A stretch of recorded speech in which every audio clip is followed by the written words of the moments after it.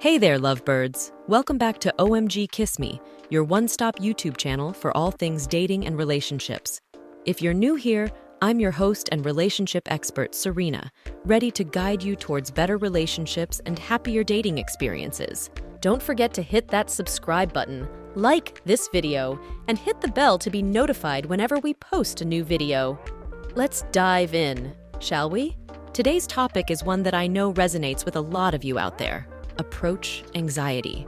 You know, that sinking feeling you get in your stomach, the sweaty palms, the racing heart when you're about to approach someone you're interested in. Sounds familiar? Well, you're definitely not alone. Many of us have experienced or still do experience approach anxiety. But don't worry, I have 3 simple steps that will help you overcome it. Let's get started. Step 1, change your mindset. This step, my dear friends, is crucial. It's at the heart of everything we do. It's how we perceive the world, how we react to it, and how we feel about ourselves. It's the bedrock of our confidence or the lack of it.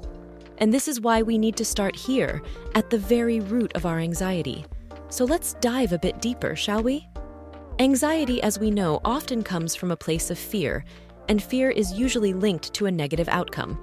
If you're afraid of approaching someone, you're likely imagining the worst-case scenario. Perhaps it's a stern rejection, an embarrassing moment, or a humiliating situation. And let me tell you, it's entirely normal to have these fears. We are, after all, social beings who care about our acceptance and standing in society. But here's the thing. We need to understand that these worst-case scenarios are just our minds playing tricks on us. It's a survival mechanism ingrained in us from the days we were cavemen and cavewomen, fearing for our lives at every turn. But you're not in any mortal danger when approaching someone, are you? Exactly. So it's time to change the narrative. Start reframing your fears. Yes, rejection is possible, but so is acceptance. And remember, the worst thing that can happen is they say no. It's not pleasant, sure, but it's not the end of the world. It's not a reflection of your worth. It's just a no. And life is full of no's. But guess what? It's also full of yeses. So start embracing the no and see it as a sign of progress, not a sign of failure. And here comes the power of positive visualization. This is not some fluffy feel-good stuff. It's backed by science. When you visualize a positive outcome, your brain releases dopamine, that feel-good neurotransmitter, which not only makes you feel better, but it also motivates you to take action. So see yourself walking up to them, striking up an engaging conversation, and leaving with their contact info. Feel the excitement, the joy, the satisfaction. Picture it as vividly as you can. The more real it feels, the more your brain will believe it's achievable. And when your brain believes it, your approach anxiety starts to shrink. So, my dear friends, changing your mindset is your secret weapon against approach anxiety. It's not easy, but it's absolutely achievable. It starts with acknowledging your fears, reframing them, embracing the possibility of rejection, and using the power of positive visualization. Remember, you are in control of your thoughts. You can choose to let your fears hold you back, or you can choose to step out of your comfort zone, face your fears, and open the door to new possibilities. And I believe in you, and I know you can do it. And with each small victory, your confidence will grow, your anxiety will fade, and the world of dating will become less daunting and more exciting. And that's all for step 1, change your mindset. But remember, changing your mindset is a continuous process, not a one-time event. It takes time, patience, and consistency. But believe me, it's worth it. Your future self will thank you for it. Now that we've worked on changing our mindset, let's move on to the next step. Step 2, practice makes perfect. Now, I know it sounds cliche, but it's true. It's a concept that we can apply to any area of our lives. Whether you're learning to play an instrument, getting better at a sport, or improving your public speaking skills, practice is the key to mastering any skill, and approaching someone you're interested in is no exception. But why is practice so crucial, you may ask? Well, when we're unfamiliar with a task or a situation, we tend to feel nervous or anxious about it. Our brain, being the survival machine that it is, perceives unfamiliar situations as potential threats, causing us to experience what we commonly know as anxiety. But when we repeat that task or situation, it becomes familiar to our brain, reducing our anxiety levels. Now, it's important to mention here that practice doesn't mean jumping in at the deep end and asking out the person you've been crushing on for months right away. No, it's about starting small, easing into it, getting comfortable with the idea of approaching someone, and progressively challenging yourself as you gain confidence. Start by approaching people in non-threatening situations. Maybe it's a casual conversation with a stranger at a coffee shop, a friendly chat with a classmate you've never talked to before, or a brief exchange with a colleague from a different department.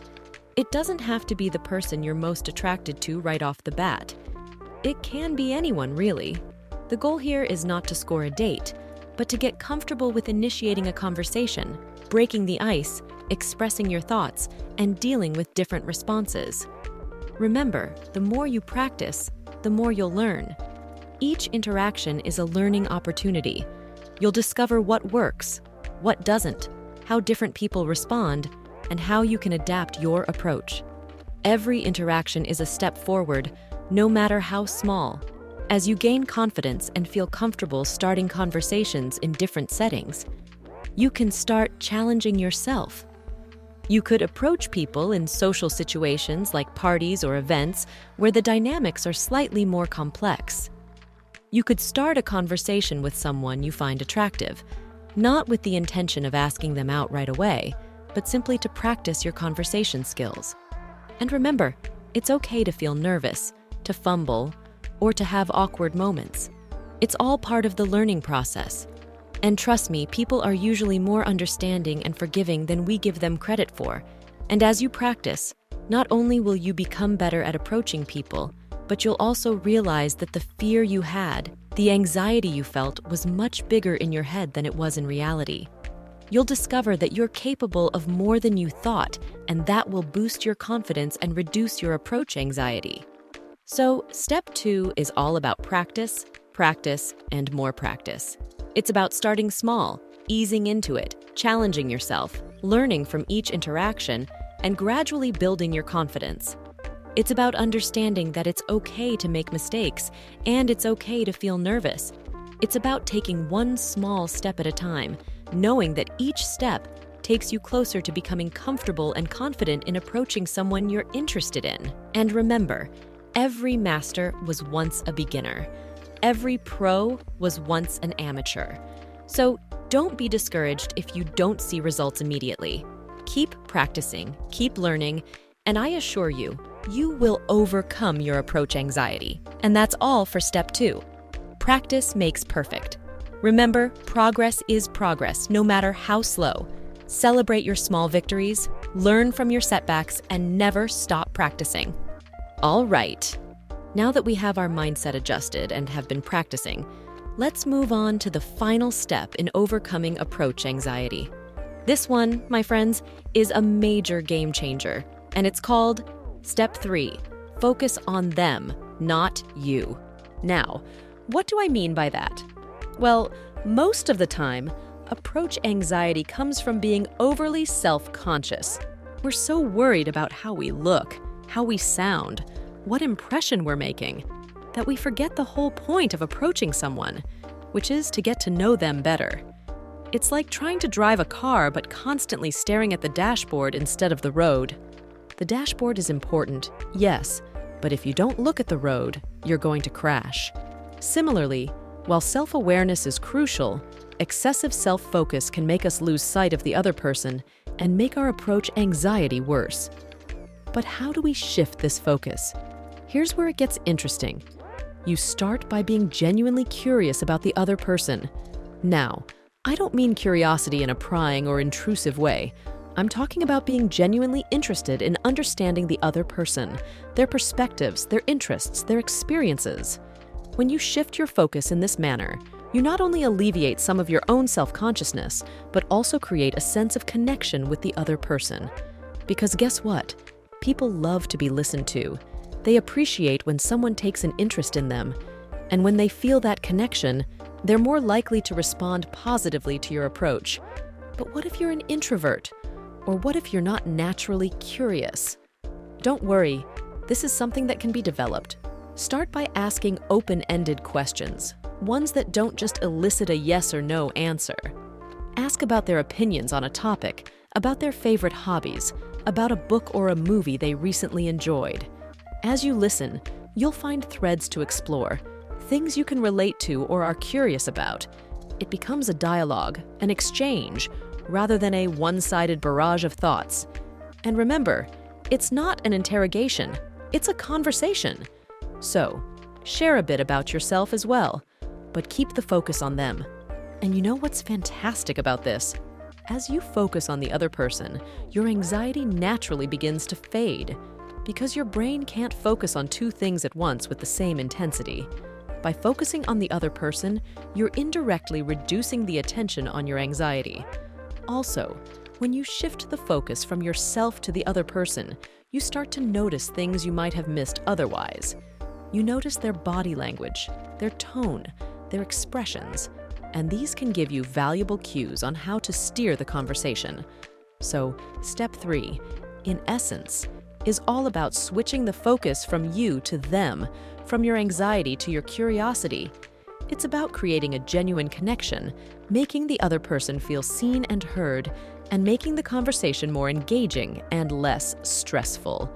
Remember, the goal is not to impress, but to connect. And when you connect genuinely, you naturally become more attractive. So the next time you're anxious about approaching someone, take a deep breath and switch your focus. And that wraps up step 3, focus on them, not you. A simple yet powerful strategy to overcome approach anxiety. Now remember, these steps are a process, not a magic wand. They will require some effort and patience from your end, but trust me, it's totally worth it. No mountain is too high to climb when you take it one step at a time. So let's do a quick recap. Change your mindset. Focus on the positive outcomes. Practice. The more you do it, the better you get. Focus on the other person. Be genuinely interested in them and let that shine through. I'd love to hear about your experiences with approach anxiety, and if you try these steps, how they work out for you. So, drop your stories in the comments section below. We're all on this journey together, and sharing experiences can be incredibly empowering. Approach anxiety is very real, and it's something that many people struggle with. But remember, you're bigger than your fears. You've got this, and OMG Kiss Me is here to support you on your journey.